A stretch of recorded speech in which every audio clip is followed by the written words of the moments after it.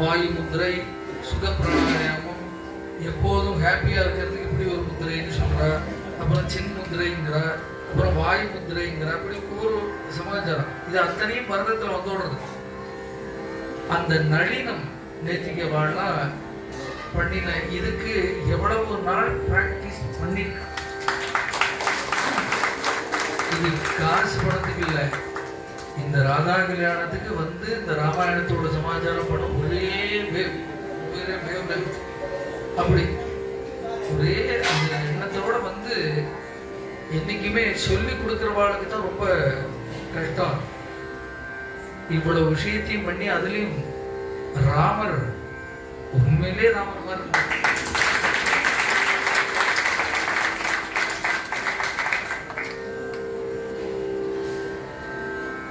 சீத்தை கேட்க வேண்டாம்.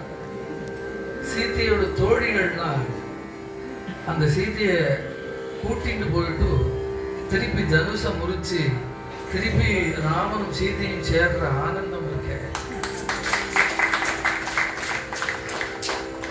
தத்ரூபமா பார்த்துட்டு இருந்தோமே. ஒவ்வொருத்தருக்கும் ஒவ்வொரு விதமான ஒரு கலைகளை சுவாமி கொடுத்துருக்காங்க.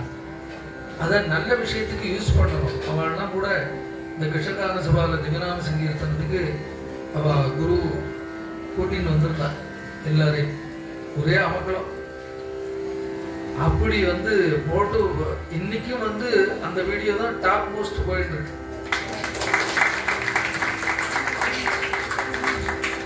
சத் சங்கத்துல எல்லாம் ஒண்ணும், எல்லாம் சத் சங்கத்துல சமாச்சாரத்தோட. அதனால எதுக்கு சொல்ல வரோம், அத்தனையும் சத் சங்கத்துல இருக்கு. நமக்கு அந்த பிராப்தத்தை நமக்கு கொடுக்கணும். கையில ஜிலேபி இருக்கும், சாப்பிட முடியாது. இந்த மாதிரி கட்டம் நமக்கு வரக்கூடாது. வியாதி இல்லாத லைஃப் வேணும். எல்லாரும் சேர்ந்து லோகம் க்ஷேமமா இருக்கணும். ஞாபகம் எதை வச்சு பூஜை பண்ணணுமோ அதை வச்சு பூஜை பண்ணிருக்கோ. இவ்வளவுதான் சொல்ல முடியும். அவளுக்கு தோணணும்.